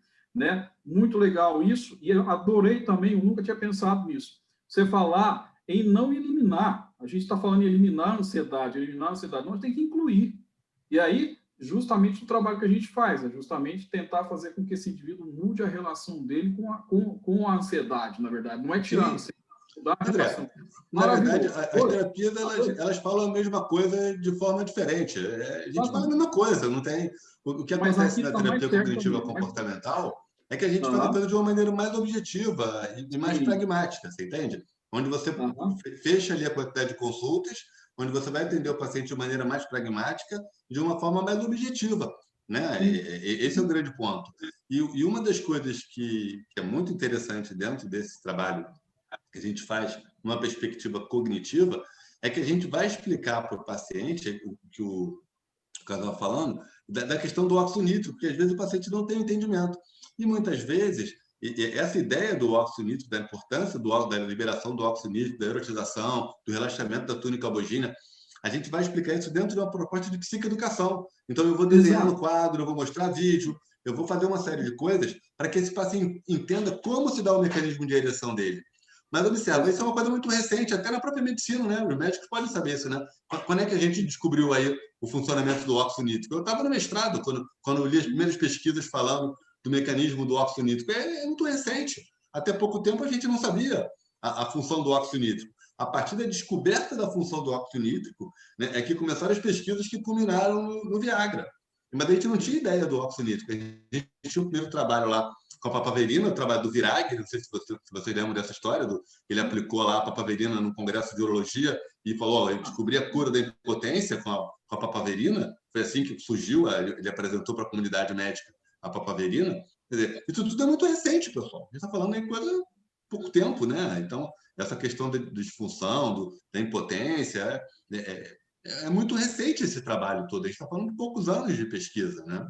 Então, o óxido nítrico, ele é o principal neuromodulador da ereção. É o principal neuromodulador da ereção.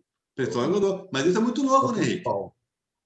É muito novo, né? É interessante você falar da psicoeducação também. A gente esquece disso, né? A psicoeducação vai resolver aí boa parte da coisa. Adorei que você falou. Grande parte das coisas, André, você está correto. Grande parte das coisas é psicoeducação. Eu diria que grande parte do problema desses homens é psicoeducação. O cara não sabe como fazer e aí ele quer ser igual o cara do filme pornô. E essa coisa da psicoeducação é a dificuldade do entendimento que, por exemplo, a nossa sexualidade hoje, do homem, está muito focada numa resposta sexual como se ele fosse adolescente, como se fosse jovem. Mas conforme a gente vai ficando mais velho, a gente vai mudando a resposta, né? A resposta vai ficando diferente. E, às vezes, é como se não tivesse essa aceitação da resposta diferente. Agora, eu posso ter uma boa ereção? Posso, eu tenho que erotizar mais. Se eu erotizar mais, eu vou conseguir ter uma boa ereção. E não dá para não ter uma boa ereção se eu não erotizo. Então, o ponto passa muito pela questão da erotização. Parabéns pelo foco na erotização, adorei. Obrigado, André. Fiquei feliz aí com a tua audiência, meu amigo. Obrigado aí. É bom ver o psicanalista participando assim com a gente, eu fico feliz. Cristina, quer perguntar uma coisa, Cristina? Legal, André. Cristina Barros, quer perguntar? Eu não sei se tem gente falando, tem. Estou te ouvindo. Tudo bom? Como é que você está? Pode fazer essa bom pergunta. ter você aqui.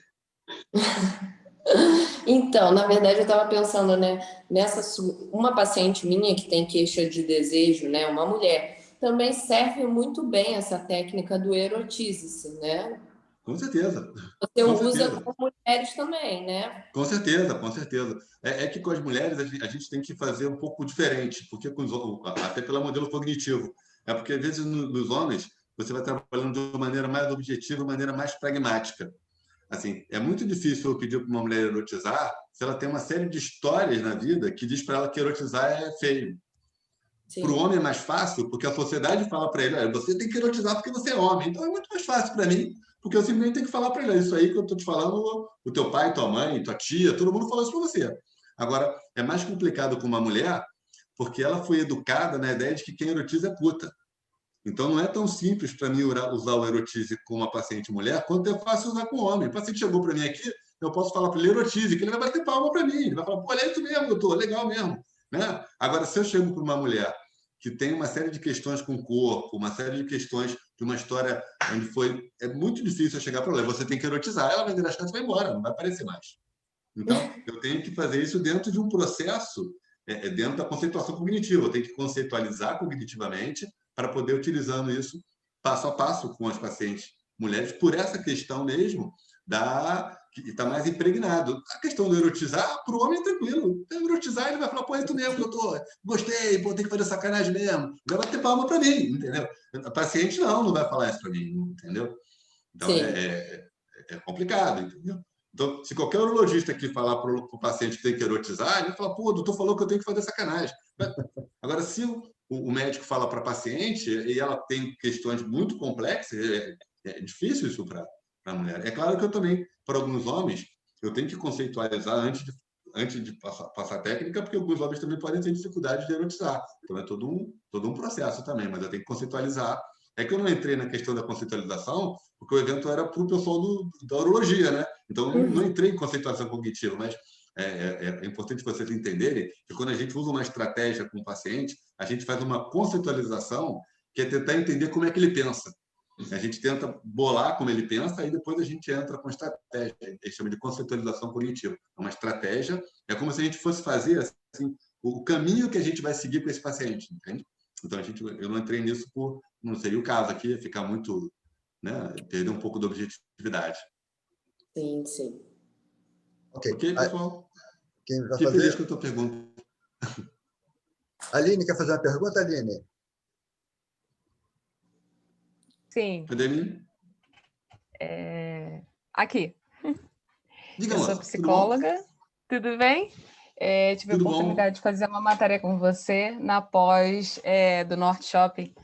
Olha, quanto de tempo TCC. que isso. Que legal. Fico feliz de você estar aqui me prestigiando o grupo, Sim, é legal. Muito bom. Sim. Então, a minha pergunta é nessa questão do desempenho, da ansiedade de desempenho. Como você tem observado isso na tua clínica, na diferença das mulheres para os homens? O que você tem observado que mais aparece em relação ao desempenho? Olha só, na questão da mulher, o que está acontecendo? Vem aumentando cada vez mais a preocupação da mulher em querer ter o orgasmo. É como se cada vez mais a sociedade cobrasse dela ter que ter o orgasmo. Né? É como se fosse assim, olha, você tem que gozar, você tem que ter orgasmo. E aí o que está acontecendo é o seguinte, essa mulher quer ter o orgasmo, mas olha, ela cobra que o homem dê o orgasmo para ela.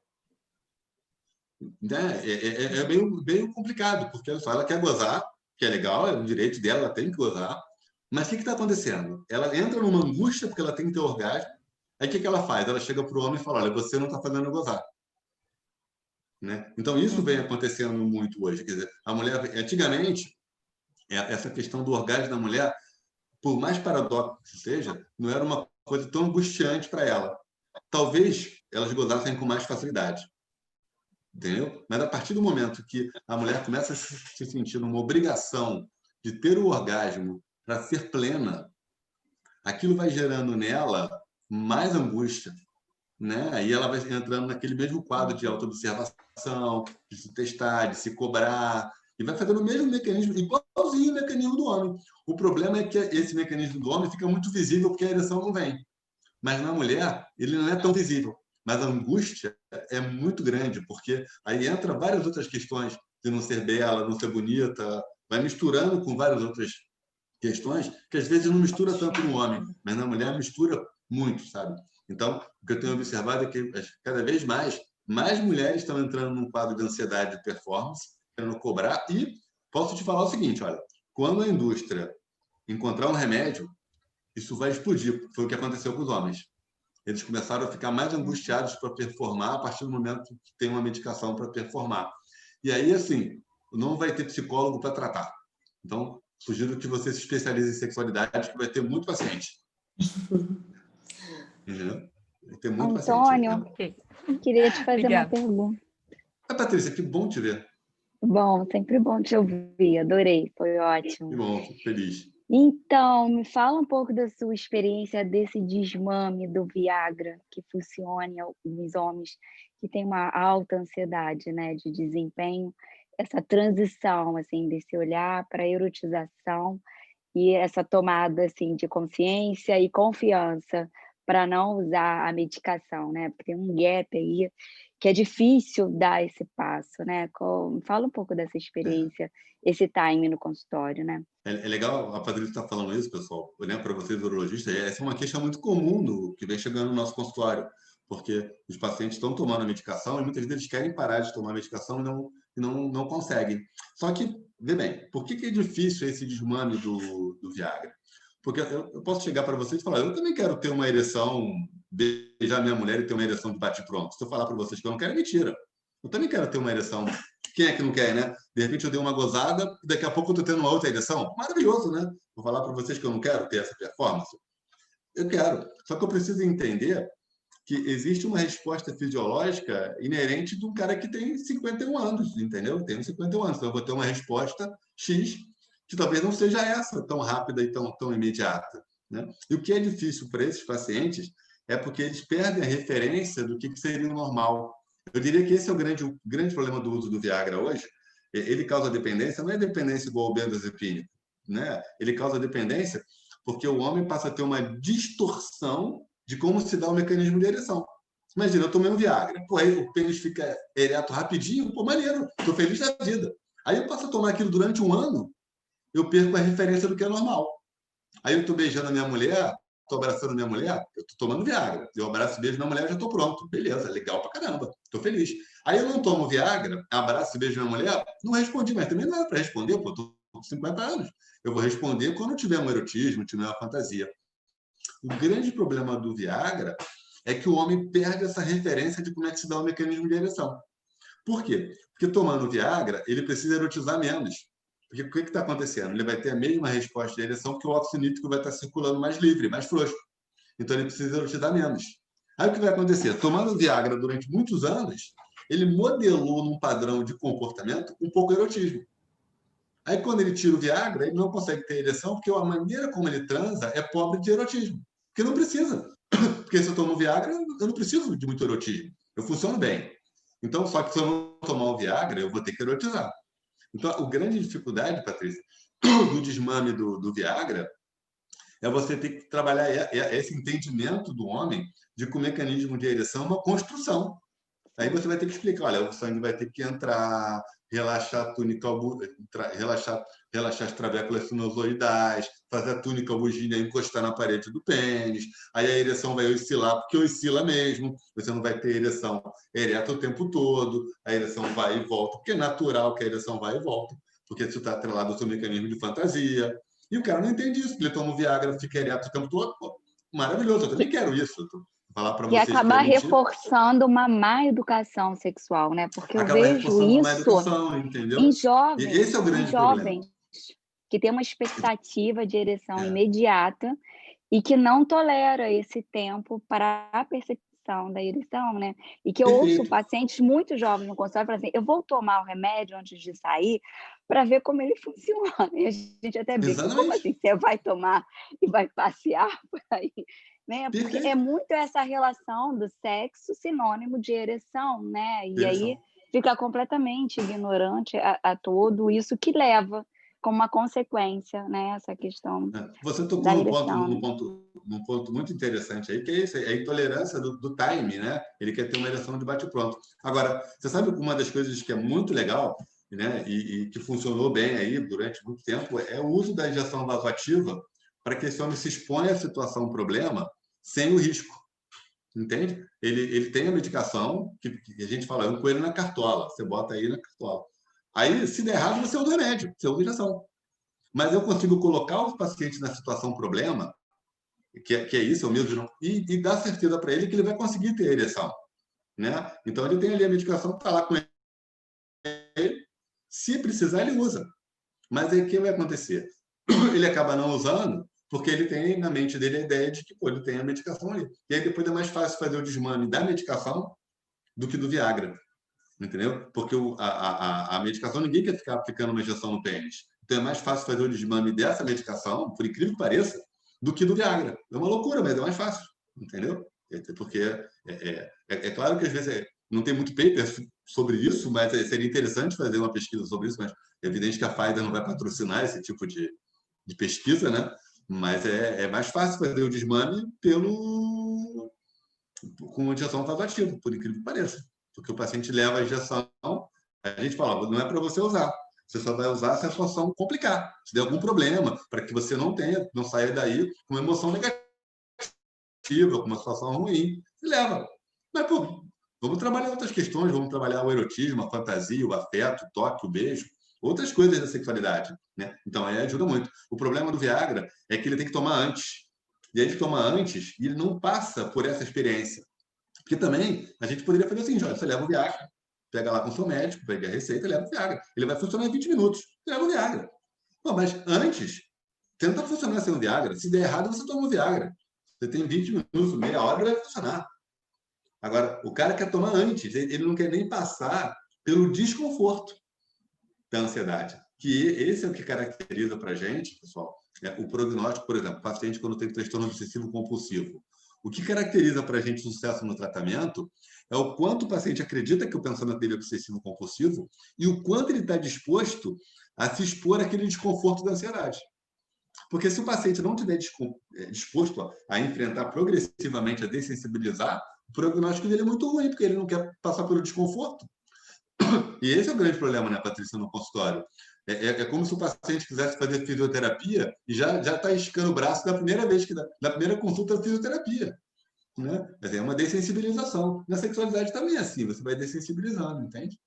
Então, a gente vai usando esses paralelos da fisioterapia, né, para o paciente ir entendendo que ele precisa modificar o comportamento. Beleza, pessoal? Rick, seu microfone está desligado, Henrique. Marcelo Pi, boa noite. Quer fazer uma pergunta? Eu queria mandar um abraço, Antônio. Prazer estar te ouvindo. Estou falando aqui de Friburgo. Prazer todo meu, Marcelo, ter a tua audiência. Estive aqui com você no mini curso aqui. Né? Te acompanho aí. Tá bom? Com a André Goldani, né? Com a Ed. Isso. Goldani. Muito Isso. bom. É um prazer te ouvir aí. Tá bom? Abraço. Muito bom. Cristina Barros, vamos lá? Diga, minha linda. Liga o som.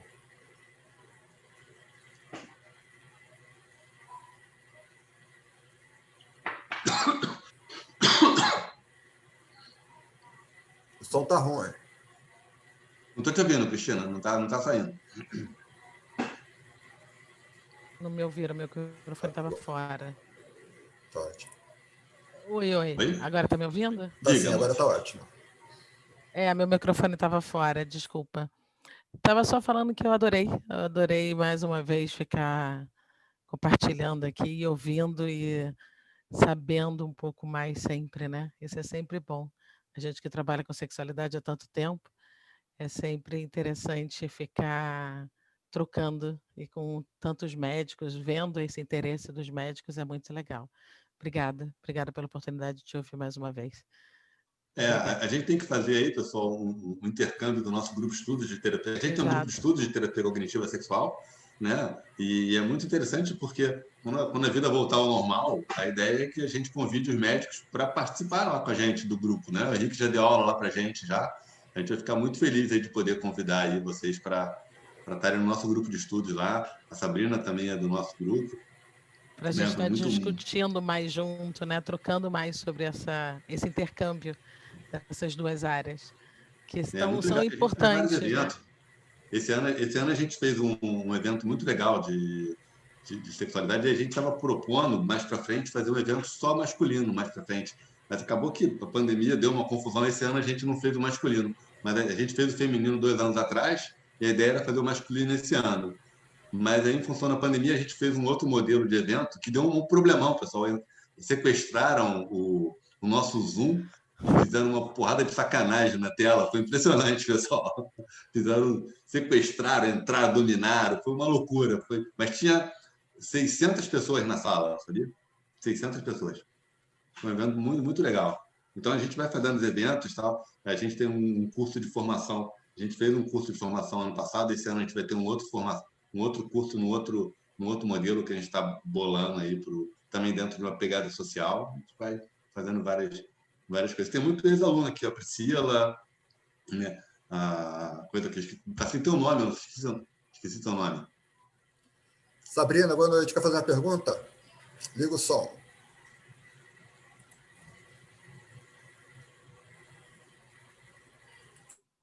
Diga, Sabrina.